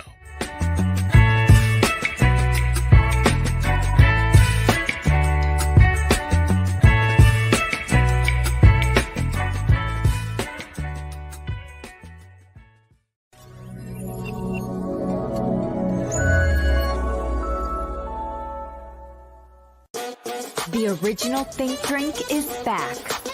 Level up with proven ingredients formulated to crush your competition.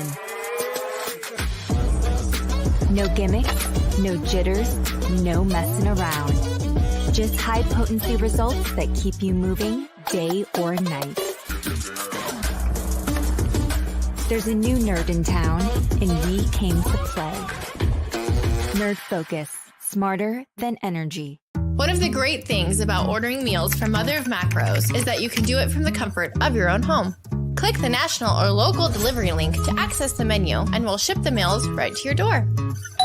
We understand you won't always have time to plan, shop, prepare, and cook to provide healthy nutrition for your family. So the process is simple and saves you hours. We know you're busy, so our meals are professionally prepared and packaged. You only need to heat them up and enjoy.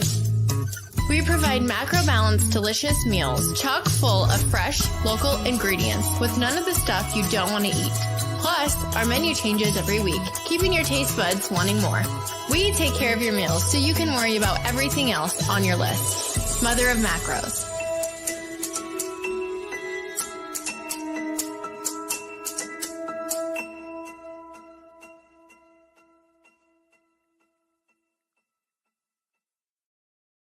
This planet has been great to me.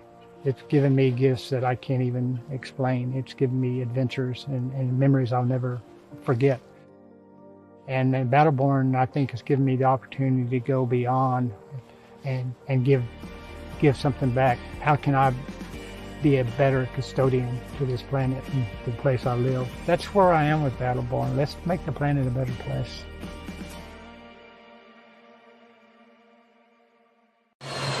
Sure. We all know ghosts exist. Deficia, I'm getting a really dark energy. But if you trying to hunt them, there's one simple rule you gotta follow. What the hell was that? Guys, hurry up and get the hell out of there. No matter what happens, stay calm. Oh, Jesus! Oh, my God! Oh, hell no! Hey, Matt, what's up? Okay, that's a balloon. It looked like it was a demon. Wow.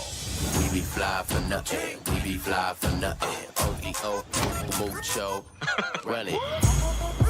So where are we going? A haunted pinata shop. What? An old Korean brothel. Oh, Lord. A funeral home in Compton? Yeah. You don't like us, do you? It's business. I get fly for nothing. I roll with OP. Official paranormal operations, baby. We got infrared cameras set up all over the place. Whatever's in there, we're gonna get to the bottom of it. Y'all down with it? What the is this? I have robot strapped to my abdomen. What the hell is going on? Are you with us right now? You okay? Guys, we got action. I feel like something's in here. Don't nobody want you with us.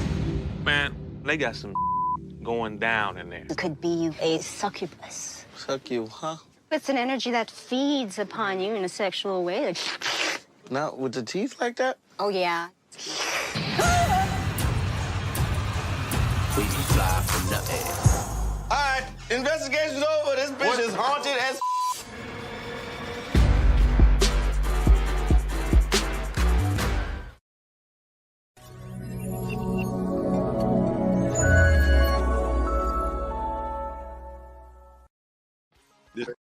I'm sorry, guys. I just can't. I cannot watch that commercial for 2.5 minutes one more time. I just can't. So we are back. Guys, Sam Shady, you throw some great content out there, man. But that commercial is just way too long. Like, it really is. Guys, welcome back to the Brian Snow Show. We are here on Friday, June 23rd. Send your love out here in the comments to the shows that were mentioned here in the commercial break, but give them a little love, but also encourage them to shorten it up a little bit. Think about TikTok, right? Think about TikTok. Instagram Reels, Facebook Reels. You got 60 seconds to make an impression. You should put that into your commercial. 60 seconds or less. 60 seconds or less. If you cannot get your point across and your advertisement for that one thing in 60 seconds, that show should not be on the air. Period. I'm just being real, brother. Like, you got to get your commercial down to 60 seconds or less. Like, I'm just saying, reach out if you got any questions. If you need any help, I do not mind. Hell, I'll even put a commercial together for you. I will help you break it down. But guys, commercials, intros to a show, outros to a show, got to be 60 seconds or less, because when it comes to the attention span out here and you're wondering why you don't have that many views on a show or that many likes or whatever, it's because people don't want to watch an intro or a commercial for 2 minutes. And I'm not throwing shade out there, coming hard on you. I'm giving you constructive criticism, like out here recorded live on this show. If you want people to take you seriously, if you want to jump up a little more, you got to take this seriously enough to not have 2.5 minute commercials. My head was exploding. Now, still great content within the 2.5 minutes, but I was just thinking of ways as watching it, like how to cut this thing down. And I've got it in my head, how to cut it down to 60 seconds. If you need some advice, reach out to me, Sam Shady. I do not mind helping, giving that criticism to help you boost up a little bit. But guys, 2.5 minutes is a little bit much. Still great content, but 2.5 minutes, come on. Back to the show. We are at the Bronny-Bron The Jimmy-Jam Juice segment, is where we let off before that commercial break. We got through LeBron. It's time to get through old Bronny now, which I won't take as much time as I did with LeBron, because I want to touch up on some things as we get to the closing moments of the show. Bronny James now going to Ohio State, not going to the USC Trojans is where he's going. I wanted to see what would happen in the comments for a second. There was so much hype about him potentially going to Ohio State, but you really think that he was going to leave LA? You really thought he was going to leave California? No, he's not. He's staying there, and he's going to the USC. It's going to be a one-and-done deal, which had this whole thing with the CBA and everything been done a year earlier to where he could have come out of high school and come this year, he would be here this year. Because with the way LeBron himself, Pops, was reacting to the bounce of the playoffs this year, how that transpired, got so much heat coming out there about AD and all this stuff about him pointing fingers. He's rumbling in the dark about retiring. He's not going to retire. He's going to wait for Bronny at least. And then at that point, Bryce is going to be right behind him. So he might stick around long enough to play with Bryce if he can do the load management right and keep the body upright, because he is 38 years old, played 20 years in the NBA, put a lot of mileage on those legs. For Yo King, the greatest of all time, in your opinion. Not! Okay. Guys, Bronny-Bron The Jimmy-Jam Juice is a segment that I like to bring up to talk a little bit of smack about LeBron. Now, Bronny, since he's approaching NBA stature, not. But when you put all that to perspective, you got to have a way to make fun of it. And, Cole and Snowman have the Bronsexuals. I like Bronny-Bron and the Jimmy-Jam Juice. It makes me excited, even more excited to talk about the downfalls or the shortcomings. That was the word I was looking for. Forgive me, I've had a stroke in the recent time, and I'm still not 100%, but I'm coming back to it. I'm doing a lot better than some people out here that are trying hard at it. This is just natural for me. So me at less than 100% natural, you're still getting some good quality entertainment right here, guys. I feel like I've been pretty good entertaining throughout now, an hour and 47 minutes into this show, getting to the closing parts of it. Who else thinks of Bronny-Bron and the Jimmy-Jam Juice segments to talk to you about? I mean, come on now.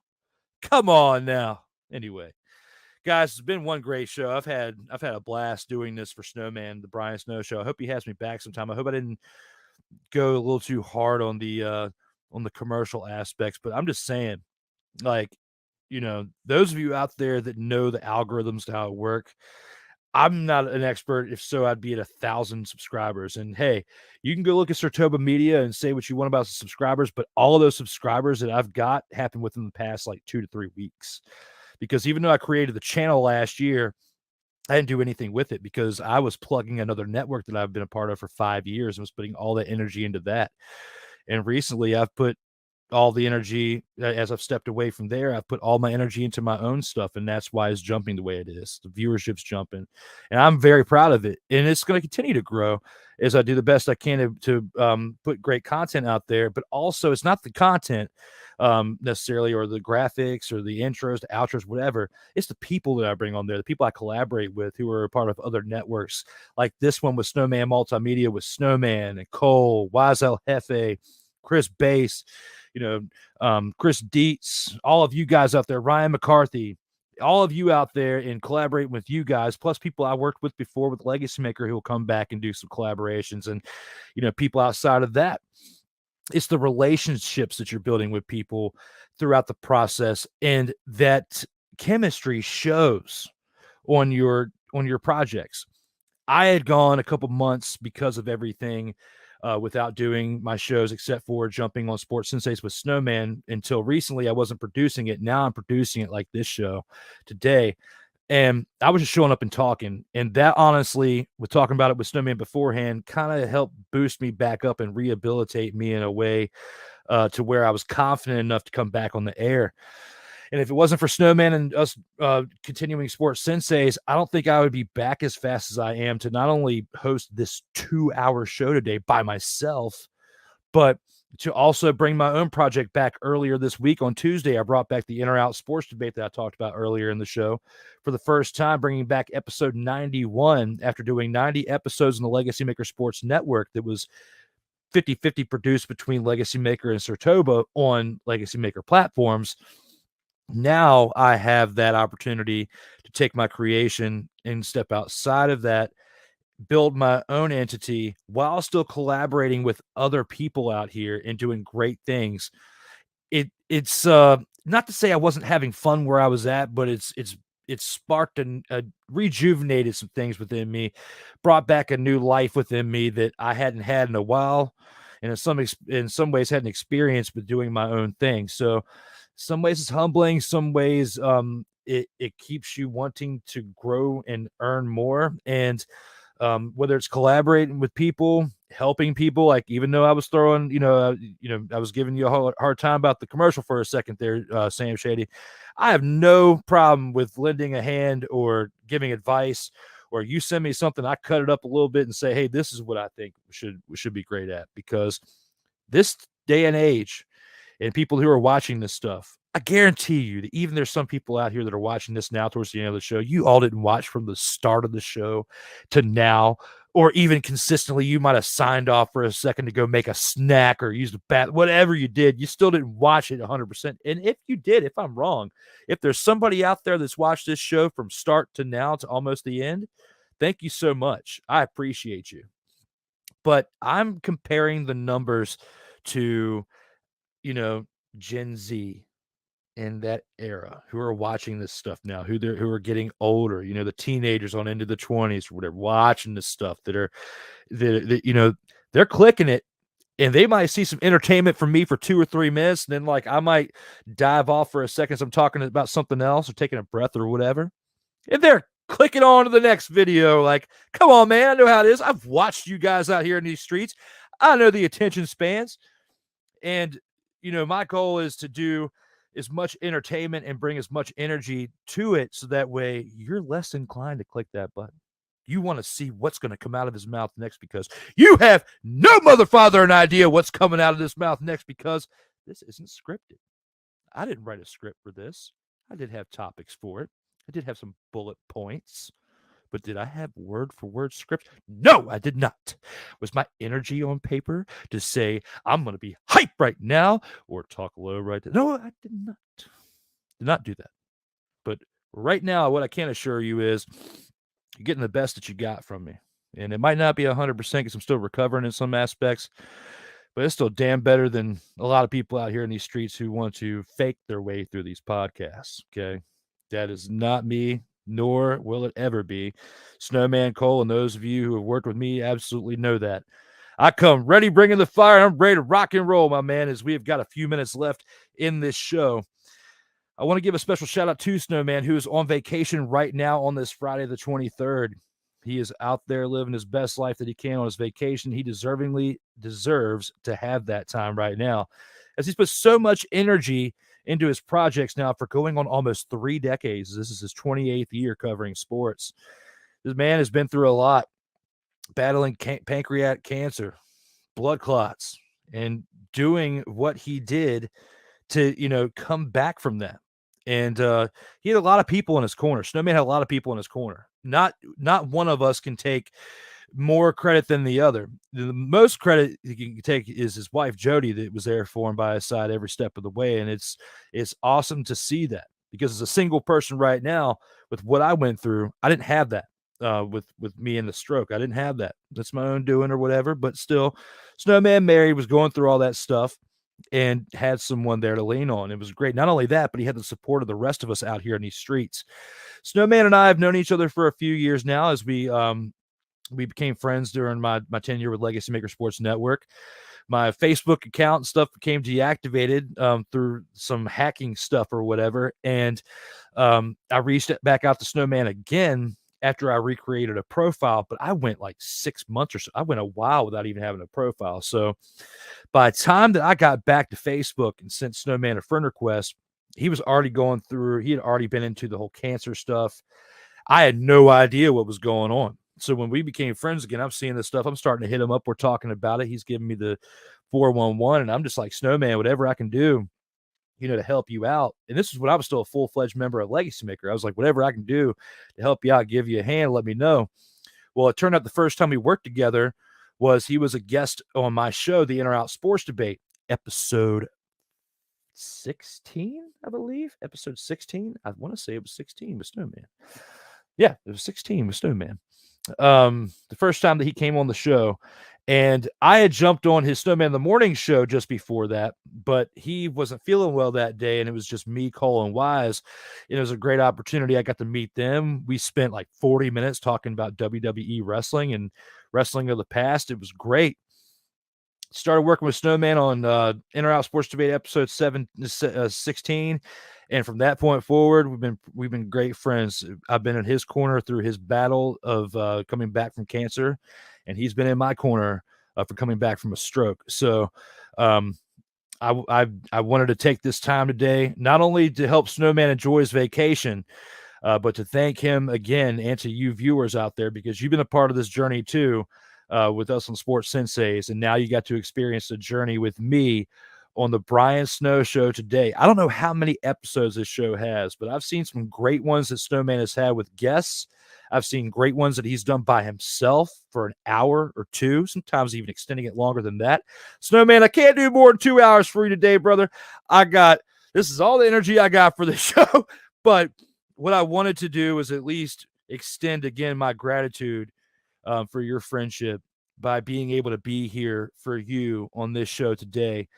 Of course, I cut up a few times and had to throw a little bit of shade on the Shady Man for the long commercial, but it's not all his fault. It's your fault too, Snowman. But let it happen. But also, you have long commercials too, and I will stay on you to lower those commercials because I want to help you grow out here. And if I don't give you constructive criticism to help you grow, what kind of friend am I? So you give me the same in return when you see something that I can do to improve. But so far, man, I'm proud of what you're doing. You've definitely come a long way, but shorten those commercials. Guys, we are almost at the end. We are getting right there. But before we do, I want to give a shout out to earlier today was episode 25 of the Sports Sensates Unleashed. It was the last one on Friday. Okay. Starting next Tuesday, the Sports Sensates Unleashed begins with Tuesdays again next Tuesday, the 27th at 1:05 p.m. Eastern Time. Episode 26 will be that day, starting that time out again, as Snowman will be back from vacation, and we will have another great episode on that show. And to give a little bit of a self-plug for the place that I have also plugged earlier in the show, SIRTOBA Media, where the struggle is real to be awesome. Absolutely. It is real to be awesome when it comes to the struggle. I want to give another promo for this right here. Ryan McCarthy of the No Credentials Required podcast, a man that you've seen throughout this week on this show, hosting this show as well, will be joining me for episode 92 of the In or Out Sports Debate next Tuesday. I'm looking forward to working with Ryan for the first time on a project like that, especially on my own platform, on my own show, and seeing what kind of fire my man brings to the debate table as Ryan McCarthy joins for the first time. It has been a blast hanging out with you guys out here today on this show, the Brian Snow Show. Snowman, I hope you're enjoying your vacation. Cole, everybody else with the Snowman Multimedia, thank you again for everything you do and everything you contribute to help my man out here in these streets. For one more time, I am Drew Willingham, the guest host of the Brian Snow Show. Everybody, stay safe out there in these streets.